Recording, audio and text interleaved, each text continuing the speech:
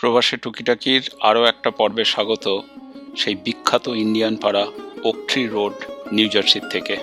আজকে আমি এসেছি এখানে একটা নতুন বাংলাদেশি গ্রোসারি স্টোরের উদ্বোধনে। চলুন ভিতরে গিয়ে দেখা যাক কীরকম বঙ্গ সম্মেলন শুরু হয়েছে।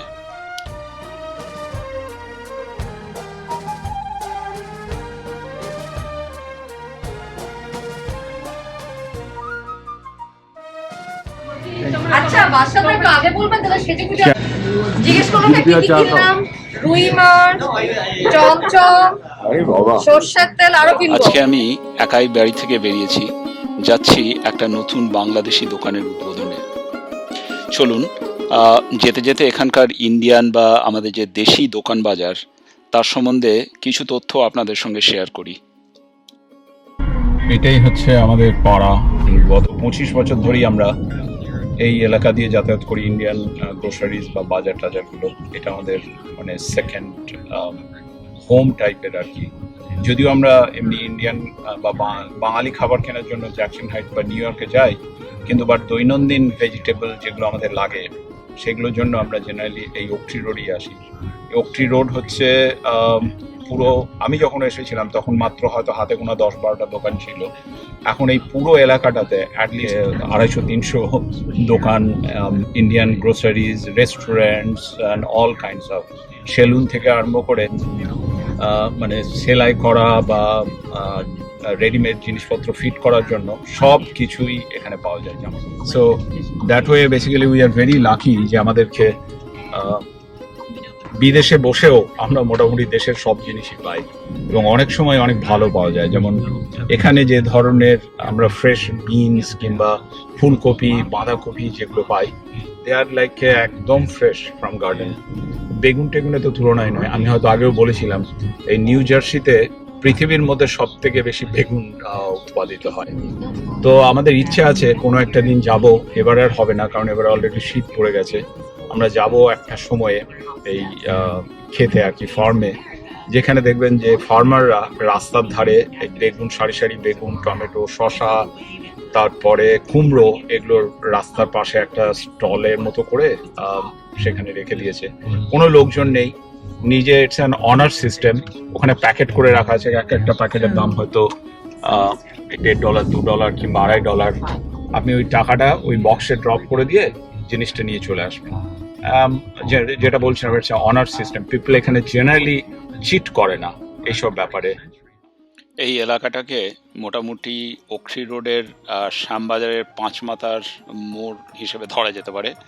এই রাস্তাটায় পুরোটাতেই ইন্ডিয়ান, পাকিস্তানি, ইজিপশিয়ান গ্রোসারিতে ভর্তি। এখন আমি পৌঁছে গেলাম ওকট্রি রোডের প্রথম বাংলাদেশি দোকানে। দোকানের নাম এশিয়ান গ্রোসারি।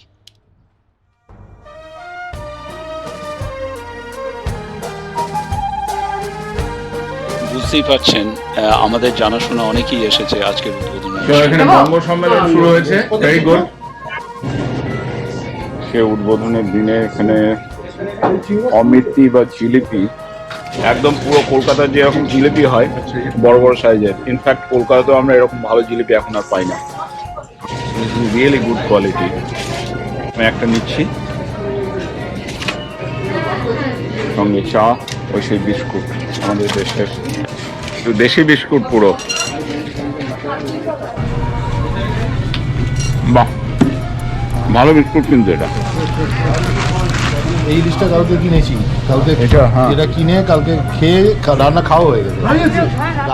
এখন এখানে ফ্রোজেন মাছের সেকশনটা দেখাচ্ছি। এখানে শুধু ইলিশ, রুই, কাতলা, মৃগেল তো নয়, তাছাড়া পাবদা, পার্শে, তোপসে, কুচু চিংড়ি সবই পাওয়া যাচ্ছে।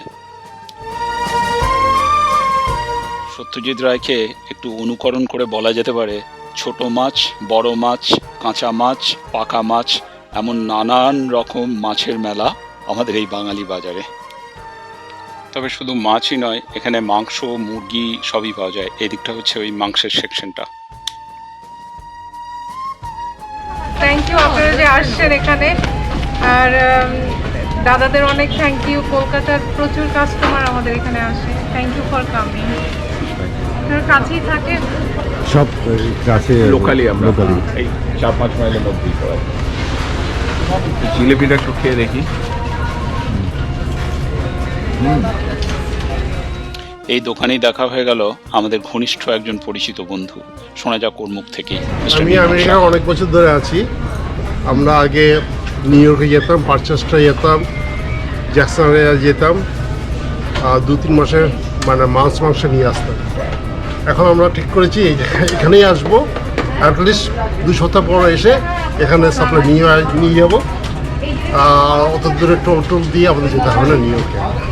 এখন আমরা এই দোকানের মালিকের সঙ্গে একটু কথা বলবো, কিন্তু এই ব্যাকগ্রাউন্ডে মাছ মাংস কাটার যন্ত্রটা চলছে বলে হয়তো আওয়াজটা অতটা ভালো আসেনি, সরি অ্যাবাউট আচ্ছা দ্যাট। হালিম ভাই, আমরা অনেকদিন ধরেই এখানে আমাদের একটা ইচ্ছে ছিল যে বাঙালি দোকান একটা আসুক এই ওকলি রোডে, সেটা আপনি ফুলফিল করতে চলেছেন বা ফুলফিল করেছেন। তো মানে আপনি আগে কি এই ধরনের ব্যবসা করেছেন নিউ ইয়র্ক নিউ জার্সিতে? অ্যাকচুয়ালি আমি আসলে আমি এখনো করছি হোলসেল বিজনেস। এটা হচ্ছে আপনার আমেরিকান মার্কেটে করতেছি, আফ্রিকান ক্যারাবিয়ান মেইন আমার প্রোডাক্ট। আমি 300 সুপার মার্কেটে সাপ্লাই দিচ্ছি। তো যেহেতু আমি দীর্ঘদিন নিউ জার্সিতে আছি এবং আমার অনেক বন্ধু বান্ধব আছে জ্যাকসন হাইটে, আমি আগে ছিলাম ওখানে। তো এখানে দেখলাম যে আমাদের বাঙালি যারা আছে তাদের প্রয়োজনীয়তা আমি উপলব্ধি করছি এবং দেখলাম যে আমাদের এই এলাকায় কোনো বাংলাদেশি এইরকম রেস্টুরেন্ট নাই, সবার মিলে মানে সবার মনের মতো যে খাবারগুলি বা মনের মতো জিনিসগুলি। ওই প্রেক্ষাপটে আমি আসলে মানে রেস্টুরেন্টও সবারই নিয়ে মানে সবার সহযোগিতা আপনাদের শুরু করলাম। আশা করি আমি আপনাদের সহযোগিতা পেলে অনেক ভালো এবং আমি চেষ্টা করবো অত্যন্ত ভালো প্রাইজে সবাইকে মানে ফ্রেশ প্রোডাক্ট পৌঁছে।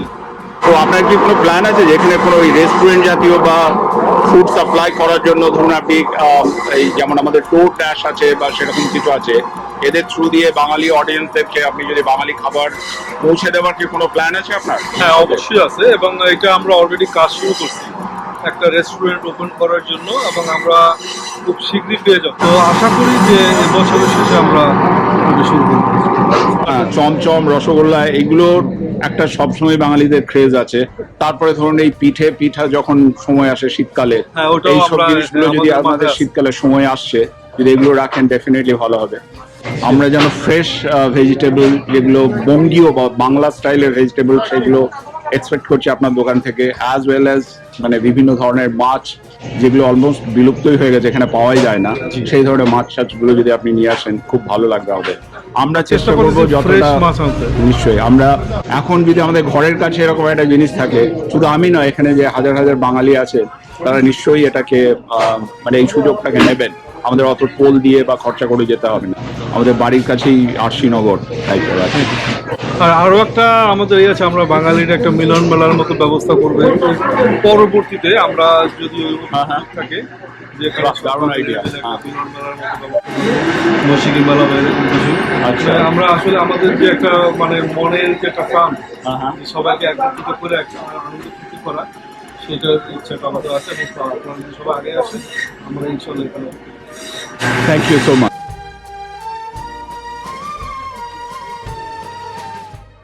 আজকে আসলে জিএসসি এর লক্ষ্মী পুজো, সেই লক্ষ্মী পুজোর জন্য এই চমচম অর্ডার দেওয়া হয়েছিল এনার দোকান থেকে। এই যে 200 পিস চমচম এসে গেছে। টিপিক্যাল ভেজিটেবল যেগুলো সব ইন্ডিয়ান দোকানেই থাকে। এইসব সারিতে সারিতে নিত্য প্রয়োজনীয় জিনিসে ঠাসা।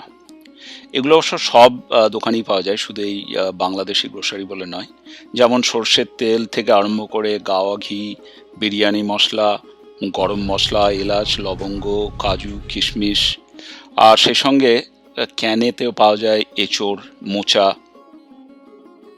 আর ফ্রোজেন সেকশনে আছে সজনে ডাঁটা, পটল, এরকম হাজার হাজার ভেজিটেবলে ভর্তি এইসব র্যাকগুলো।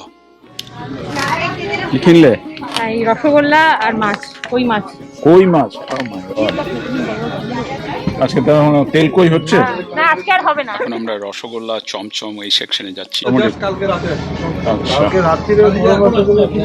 আমি একটা এটা নিয়ে যাচ্ছি রসগোল্লা।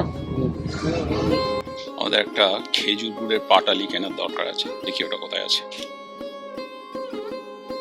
আর এখানে রয়েছে খাবারে বাঙালিয়ানা চিংড়ি মাছের ভর্তা।